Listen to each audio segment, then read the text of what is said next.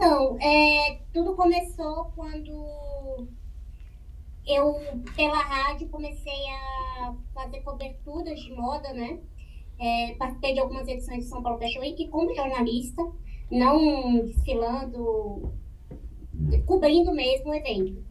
E diante daquela situação, eu comecei a perceber que eu era um ponto diferente dentro daquele universo, de pessoas. Isso eu tô falando de coisa de 10 anos atrás, tá? Não estou falando do atual movimento dentro da moda que mudou muito ao longo dos anos. Mas era um espaço onde você via que não condizia com a realidade da sociedade brasileira. E se a gente for pensar a sociedade brasileira, de corpos tão heterogêneos, de norte a sul, leste a oeste. A população do Nordeste é completamente o biotipo diferente do Sul e por aí vai.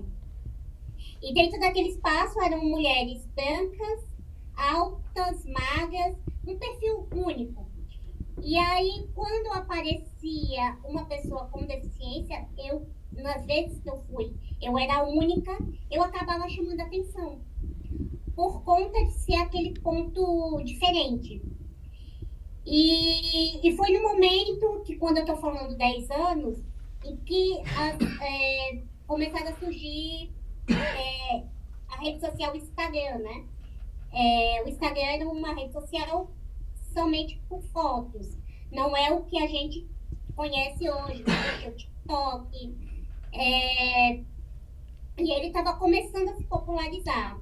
E aí começaram a surgir blogueiras, influenciadoras que falavam sobre moda, falavam o look do dia. E todas elas eram pessoas sem deficiência. E aí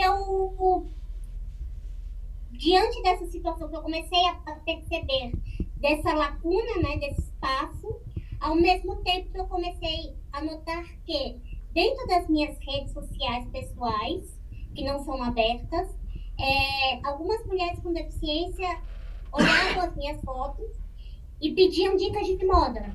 Falavam onde você comprou seu sapato, onde você encontrou essa roupa, eu tenho dificuldade de comprar roupa para mim.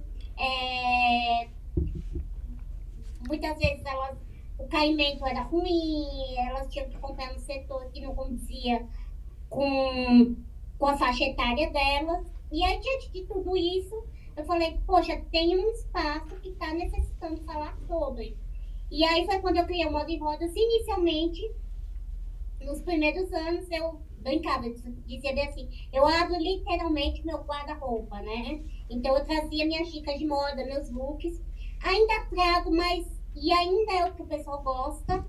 Mas, a partir do momento que eu comecei a notar que eu não podia ser a única pessoa para ser modelo de moda diante de uma situação, de uma população tão heterogênea. Minhas necessidades, minhas características físicas não condizem com todas as pessoas com deficiência.